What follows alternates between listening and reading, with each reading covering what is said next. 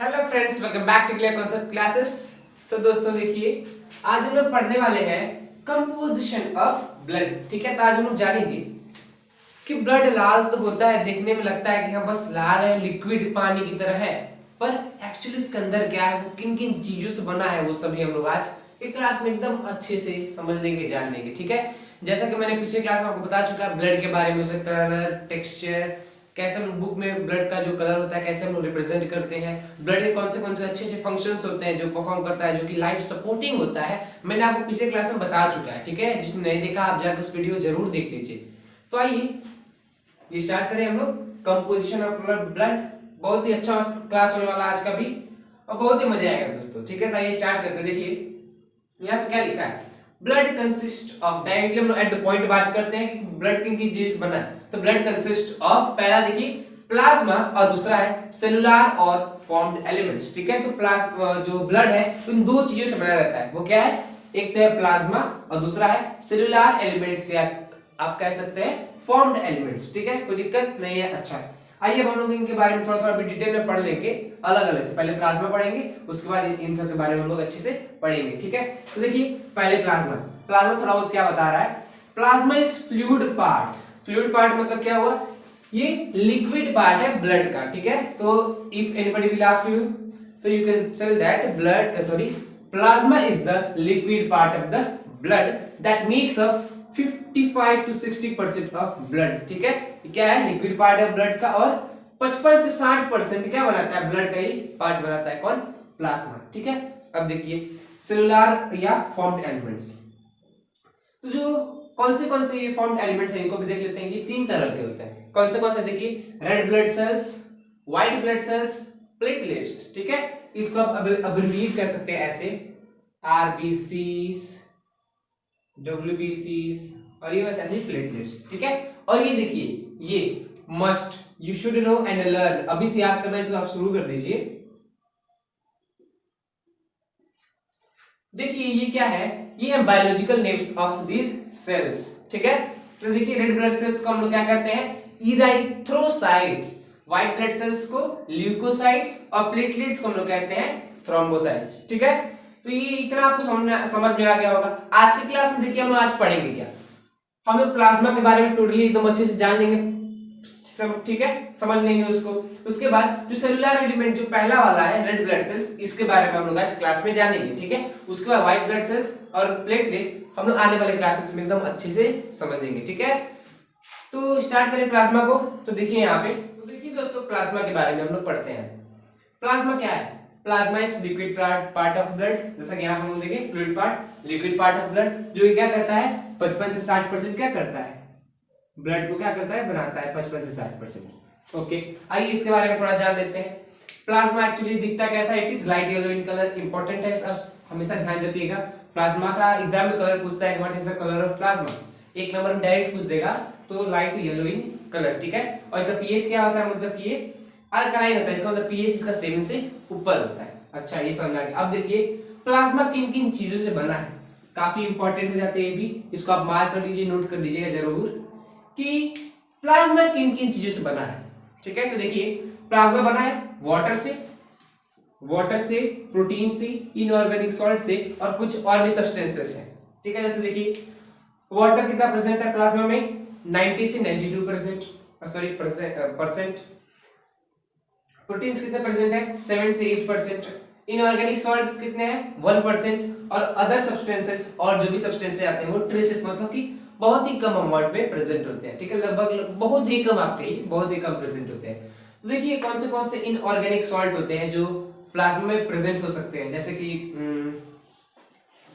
NaCl ले लीजिए, NaCl is the best example, sodium chloride, और आप ले सकते हैं NaHCO3 that is sodium bicarbonate, इसको आप ले सकते हैं। They are both are good examples inorganic salt जो कि प्लाज्मा में प्रेजेंट है। ठीक है, और कोई भी पूछेगा कुछ नेम्स में inorganic salt present in plasma, तो आप इसको आसानी से बोल सकते हैं। ठीक है, अच्छा अदर सब्सटेंसेस कौन से आ गए, आप कह सकते हैं ग्लूकोज, अमीनो एसिड्स, और कुछ भी, और भी बहुत से आ सकते हैं। ठीक है, ग्लूकोज, अमीनो एसिड्स, ये आप दो नाम याद रखिए, कौन से अदर सब्सटेंसेस होते हैं। तो इनका आप कंपोजिशन याद रखिएगा कि प्लाज्मा में कैसे बनाते हैं। वाटर 90 से 92% percent, proteins 7 to 8%, inorganic salts 1% और कोई भी सब्सटेंस जैसे ग्लूकोज, अमीनो एसिड्स वो भी प्रेजेंट होते हैं थोड़े अमाउंट में। ठीक है, ये भी एक मेन पॉइंट आ जा रहा है। ये सब देखिए पूरा ही मेन है, इसका आप जरूर नोट कर लीजिएगा। तो देखिए plasma from which protein fibrinogen is removed is called serum. ये टर्म आप याद रखिएगा, सीरम बहुत ही कंफ्यूज करता है लोगों को। तो एग्जाम में डायरेक्ट दो नंबर का क्वेश्चन पूछ चुका है कि व्हाट इज डिफाइन सीरम। तो क्या बोल देंगे, प्लाज्मा जिसमें से हम लोग फाइब्रिनोजेन एक प्रोटीन है जो कि ब्लड के क्लॉटिंग में काम करता है। हम लोग जब इसके बारे में पढ़ेंगे ना, इसके बारे में तो जान लेंगे। ठीक है, तो जब हम लोग प्लाज्मा से फाइब्रिनोजेन को हटा देते हैं तो उसको क्या बोलते हैं, सीरम बोलते हैं। ठीक है, तब समझ में आ गया होगा, स्क्रीनशॉट ले लीजिए इसका अच्छा सा एकदम। अच्छा ठीक है, तो आइए हम लोग रेड ब्लड सेल जब हम लोग सेलुलर फॉर्म्ड एलिमेंट्स में चलते हैं।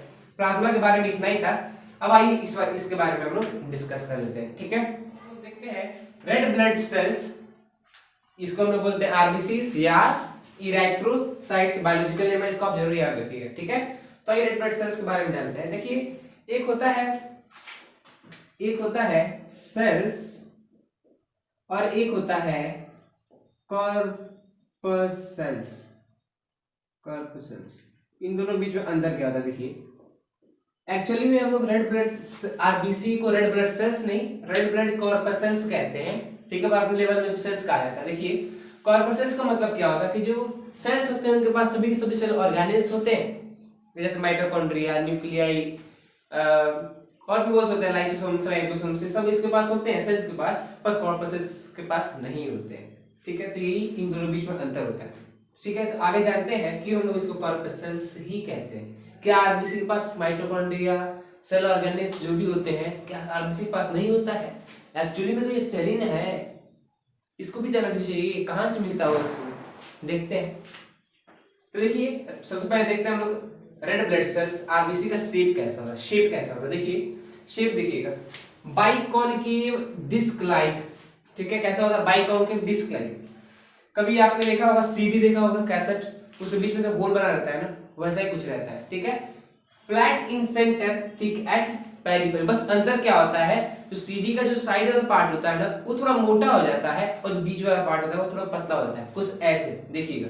बीच में हल्का सा गड्ढा बन जाता है पर साइड में से थोड़ी सी मोटाई होती है। ठीक है, तो बाइकॉनकेव डिस्क लाइक स्ट्रक्चर आप समझ रहे होंगे ना, एक्चुअली में होता कैसा है, देखिए कुछ ऐसा दिखेगा, रफली बनाऊं तो कुछ ऐसा दिखेगा, देखिएगा बीच में गड्ढा होगा और साइड में क्या होगा, वो थोड़ा थिक होगा। ठीक है, और ये जो बाइकॉनकेव शेप होता है, जो आरबीसी होता है ना, वो स्क्वीज कर सकता है, मतलब कि इसको हम लोग थोड़ा सा मोड़ भी ऐसे इसको हम लोग स्क्वीज कर सकते हैं। ठीक है, आरबीसी का यही थोड़ा फायदा होता है। डिस्क मतलब शेप क्या होता है, ये ध्यान रखिएगा, बाइकॉनकेव डिस्क लाइक स्ट्रक्चर होता है। ठीक है, अब देखिए साइज, देखिए इसका साइज क्या होता है, 7 माइक्रोन, या माइक्रोन को हम लोग ऐसे लिखते हैं 7 म्यू। देखिए कितना छोटा होता है, 1 mu is equal to 10⁻⁶ metre. आप सोच लीजिए कि कितना छोटा होता होगा, बहुत ही छोटा होता होगा, साइज पता चलेगा। अच्छा, क्वांटिटी देखिए, क्वांटिटी खासा इंपॉर्टेंट हो जाता है मैमल्स में। देखिए 4.5 मिलियन इन ह्यूमन फीमेल और 5 million in human male. Average amount बताया जा रहा है यहाँ पे कि 4.5 मिलियन किसमें प्रेजेंट होता है, ह्यूमन फीमेल में प्रेजेंट होता है, और 5 मिलियन किसमें प्रेजेंट होता है, ह्यूमन मेल में होता है। ठीक है, तो इसको आप जरूर समझिएगा क्वांटिटी, और इसको याद भी रखिएगा, एग्जाम में पूछता है। ठीक है, अब देखिए एक क्या आ रहा है क्वेश्चन यहाँ पे, why that shape and size. क्यों रेड ब्लड सेल का शेप ऐसा है, क्यों इसका साइज इतना छोटा है, तो उसको भी हम लोग जान लेते हैं, बहुत ही जरूरी है। और ये क्वेश्चन एग्जाम में आप जरूर एक्सपेक्ट कर सकते हैं। ठीक है, तो इसको जरूर आप समझिएगा। देखिए जो बाइकॉनकेव डिस्क लाइक शेप होता है ना, इसको क्या करता है, एक हाई सरफेस एरिया प्रोवाइड करता है। ठीक है, तो लिखते हैं यहाँ पे लार्ज सरफेस एरिया। ठीक है, ये क्या करता है, जो बाइकॉनकेव डिस्क लाइक शेप है ना इसका आरबीसी का, उसको क्या करता है, लार्ज सरफेस एरिया प्रोवाइड करता है। ठीक है, ये हो गया। क्यों इसका साइज बहुत ही छोटा, इतना स्मॉल है, so that it can squeeze through capillaries. ठीक है, तो आप इसको नोट कर लीजिए, यहां लिखता हूं मैं, so that it can squeeze through capillaries. ठीक है, आपको दिख रहा होगा। तो ये रीजन आपको पता चल गया ना, शेप इसका छोटा बाइकॉन्केव होता है क्योंकि लार्ज सरफेस एरिया मिलता है ताकि ऑक्सीजन को आराम से ले सके और ट्रांसफर कर सके। एक और क्वेश्चन अराइज हो रहा है कि आखिर RBC red blood cells oxygen का ट्रांसपोर्ट करते हैं तो कैसे कर लेते हैं, ये क्वेश्चन यहाँ पे अराइज हो रहा है। ठीक है, तो आगे हम लोग अभी जानेंगे, तो उसको आप थोड़ा सस्पेंस बना कर रखिए, अभी हम लोग आगे जानेंगे एक्चुअली में आरबीसी कैसे ऑक्सीजन को ट्रांसपोर्ट करा लेता है। ठीक है, कुछ यहीं पे खेल हो रहा है, सरफेस एरिया इसका राज है, इसीलिए ऑक्सीजन को ज्यादा अमाउंट में कैरी करता है, पहुंचा देता है पूरे बॉडी पे। ठीक है, साइज में छोटा है तो क्या करता है, जो भी कैपिलरीज बहुत पतली पतली होती है। ठीक है, इसको हम लोग आने वाले लेक्चर में जानेंगे, आर्टरीज, वेन्स, कैपिलरीज। ठीक है, तो बहुत छोटी छोटी मतलब बहुत पतली पतली होती है, तो उसमें से ये आसानी से पास कर जाएगा। ठीक है, ये रीजन आप जरूर दिमाग में बैठा कर रखिएगा। अच्छा, अब देखिए टर्म आ रहा है हीमोग्लोबिन, पिछले क्लास में मैंने इसका नाम दिया था ना हीमोग्लोबिन का। ठीक है, आइए इसके बारे में हम लोग अच्छे से देख लेते हैं। Haemoglobin effective chemical in RBC, क्योंकि ये क्या है, एक इफेक्टिव केमिकल है आरबीसी में। ठीक है, देखिए ये दो पार्ट से बना है, हीम, ये वाला देखिएगा हीमोग्लोबिन, तो जिसमें ये हीम पार्ट है ना, इसको बोलते हैं हम लोग आयरन, और जो आयरन होता है वो होता है Fe2+। ये ध्यान रखिएगा, जो आयरन होता है वो Fe2+ स्टेट में होता है, मतलब कि फेरस स्टेट में होता है। ठीक है, हीम मतलब आयरन, और जो ग्लोबिन है, ग्लोबिन एक प्रोटीन है। ठीक है, तो आप समझ गए। अच्छा, देखिए ये haemoglobin provides red colour to blood, जो ब्लड है वो रेड कलर में होता है ना, क्यों होता है, it is all due to the presence of haemoglobin. और हीमोग्लोबिन में क्या होता है, आयरन, आयरन कौन सा, Fe2+, और वो Fe2+ रेड कलर का होता है, इसीलिए जो हम लोग का ब्लड भी है वो रेड कलर का होता है। ठीक है, समझ गए। तो आप इसमें ध्यान रखिएगा कि एनीबॉडी क्वेश्चन या कभी भी एग्जाम में क्वेश्चन पूछा कि ब्लड का कलर रेड ही क्यों होता है, तो आप ये रीजन दे सकते हैं, this is the perfect answer. ठीक है, अब देखिए कुछ आगे हम लोग हीमोग्लोबिन के बारे में और जानते हैं। देखिएगा, it readily combines with oxygen to form oxyhaemoglobin. इसके बारे में हम लोग पिछले क्लास में चर्चा कर चुके हैं कि जब भी हीमोग्लोबिन ऑक्सीजन के साथ कंबाइन करता है क्या बनाता है, ऑक्सीहीमोग्लोबिन बनाता है। ठीक है, हीमोग्लोबिन जब कार्बन डाइऑक्साइड के साथ कंबाइन करता है तो कार्बामिनो हीमोग्लोबिन बनाता है। जब हीमोग्लोबिन कार्बन मोनोऑक्साइड के साथ कंबाइन करता है तो कार्बोक्सी हीमोग्लोबिन बनाता है। पिछले क्लास में मैंने बता चुका है, उसको जरूर से देख लीजिएगा जिसने नहीं देखा। ठीक है, तो देखिए ऑक्सी हीमोग्लोबिन बनाते हैं, कैसे बनाता है, Hb+, Hb का मतलब haemoglobin plus O2 will give HbO2। ठीक है, ये क्या है, जो ये कंपाउंड है ना, ये वाला कंपाउंड देख रहे हैं, ये होता है अनस्टेबल। अनस्टेबल होने का फायदा क्या होगा, अनस्टेबल होने का फायदा क्या होगा, देखिएगा हार्ट में ऑक्सीजन आ गया पंप होके, वैसे ब्लड पंप हो गया ना हार्ट में से, वहां पे भी हार्ट में ऑक्सीजन भी तो आता है लंग में। अच्छा, लंग में ऑक्सीजन आता है तो ब्लड क्या करता है, उसको कैरी करता है, और जब कैरी करता है तो हीमोग्लोबिन के साथ वो ऑक्सीजन कंबाइन करके HbO2 बना देता है, जो कि अनस्टेबल होता है। अनस्टेबल इसलिए होता है ताकि वो जब टिश्यूज के पास जाए ना तो आसानी से HbO2 बॉन्ड टूट जाए और ऑक्सीजन क्या करे, अपने टिश्यूज वाले जो टिश्यूज होते हैं क्या करे, ऑक्सीजन को आसानी से ले सके, और जो Hb है, जो हीमोग्लोबिन है, वापस ब्लड में चला जाएगा। समझे क्यों होता है, क्योंकि जब ब्लड टिश्यूज तक जाएगा तो ये जो बॉन्ड होता है इन दोनों के बीच में वो टूट जाएगा, ऑक्सीजन टिश्यूज ले लेंगे और हीमोग्लोबिन वापस ब्लड में चला जाएगा और टिश्यूज को ऑक्सीजन मिल जाएंगे, इसलिए ये थोड़ा सा अनस्टेबल कंपाउंड होता है ऑक्सीहीमोग्लोबिन। समझे, ये भी आप जरूर ध्यान रखिएगा, इन चीज को भी काफी इंपॉर्टेंट बन जाता है। अच्छा, देखिए कभी कभी ये देखिए जो कार्बन मोनोऑक्साइड होते हैं ना, कार्बन मोनोऑक्साइड वो ऑक्सीजन से तेज कंबाइन करते हैं हीमोग्लोबिन से। ठीक है, ऑक्सीजन और कार्बन मोनोऑक्साइड का जब बात किया जाए तो ऑक्सीजन से मतलब कि ऑक्सीजन से तेज कंबाइन करता है कार्बन मोनोऑक्साइड इसके साथ, हीमोग्लोबिन के साथ। ठीक है, वो बहुत स्टेबल कंपाउंड बनाता है। तो कभी कभी क्या होता है कि जब रूम में खिड़कियां नहीं होती, वेंटिलेशन नहीं होता है, तो अगर उसमें आप आग जला दें, ठीक है, और आप रात भर सो जाए तो क्या होगा, चाहे कोई भी मनुष्य अगर सो जाए तो वो सुबह शायद ही जिंदा पाया जाएगा। क्यों, क्योंकि जो कार्बन मोनोऑक्साइड होगा वो हीमोग्लोबिन के साथ रिएक्शन करके क्या करेगा, एक बहुत ही स्टेबल कंपाउंड बना लेगा, दैट इज कार्बोक्सी हीमोग्लोबिन। बस यहाँ पे कार्बो जुड़ जाएगा, कार्बोक्सी हीमोग्लोबिन बना लेगा, जो कि जल्दी टूटता नहीं है, और जब टूटेगा नहीं तो हीमोग्लोबिन के साथ ऑक्सीजन बहुत ही कम मात्रा में कंबाइन होगा या नहीं होगा, इसी कारण उस आदमी को ऑक्सीजन की मात्रा नहीं मिल पाएगी उसके शरीर को, और वो खत्म हो जाएगा। ठीक है, तो अभी आप भी ध्यान रखिएगा, कभी भी रूम में अगर आप किसी भी आग जला रहे हैं तो जरूर न जरूर एक वेंटिलेशन होना ही होना चाहिए। ठीक है, समझे आप इसका इंपॉर्टेंट, ध्यान रखिएगा।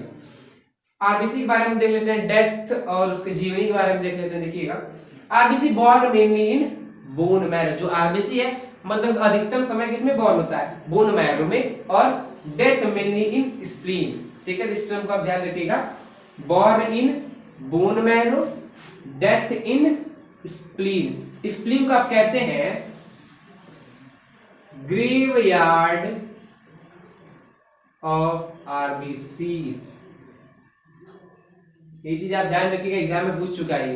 What is the graveyard of RBC, हम लोग क्या बोलेंगे, स्प्लीन। ग्रेवयार्ड मतलब क्या हुआ, जहां हम लोग वो अंतिम संस्कार करने जाते हैं ना, बस वही ग्रेवयार्ड हो गया। ठीक है, अच्छा अब देखिए, RBC live for 120 days. RBC की लाइफ स्पैन कितनी होती है, जस्ट 120 दिन ही आरबीसी जीते हैं। सोचिए 120 दिन में आरबीसी खत्म हो जाता होगा अपने शरीर में से, इसका अपने शरीर में से ब्लड खत्म हो गया? नहीं भाई साहब, जैसे जैसे वो मरता है वैसे वैसे नया भी पैदा होता है। ठीक है, देखिए एक और इंटरेस्टिंग टर्म आ रहा है, every single minute we lose 2 crores of RBC. देखिए यहाँ क्या बता रहा है, हर एक मिनट में 2 करोड़ आरबीसी खत्म हो जाते हैं, जबकि देखिए 5 मिलियन 4.5 मिलियन ही रहते हैं, उतने खत्म भी हो जाते हैं हर मिनट। जैसे पढ़ा रहा, सोचिए आपको कितना आरबीसी खत्म हुआ होगा। हाँ खत्म होते हैं, पर उतने ही तुरंत बन भी जाते हैं। ठीक है, मतलब कि मरते कहाँ है, स्प्लीन में, तुरंत बोन मैरो में बन भी जाते हैं। ठीक है, तो यही सब था आरबीसी के बारे में, प्लाज्मा के बारे में मैंने आपको बताया। ठीक है, तो ये सब आप जरूर ध्यान रखिएगा, ये सब बहुत ही मेन पॉइंट है। इसका आप स्क्रीनशॉट ले लीजिए, पहले ले लिए होंगे, तो इसका आप जरूर ध्यान रखिएगा, क्योंकि एग्जाम में इसमें से क्वेश्चन पूछे जाते हैं और बहुत ही इंपॉर्टेंट भी है। ठीक है, तो दोस्तों हम लोग आने वाली क्लासेस में जो फॉर्म्ड एलिमेंट्स है, सेलुलर एलिमेंट्स है, कौन से बच गए हैं, व्हाइट ब्लड सेल्स, प्लेटलेट्स, उनको भी हम लोग आने वाली क्लासेस में जान लेंगे। आज हम लोग पढ़े रेड ब्लड सेल्स के बारे में, प्लाज्मा के बारे में, ब्लड का कौन सा कंपोजिशन होता है वही हम लोग पढ़ रहे हैं। ठीक है, तो मिलते हैं नेक्स्ट क्लास में, धन्यवाद।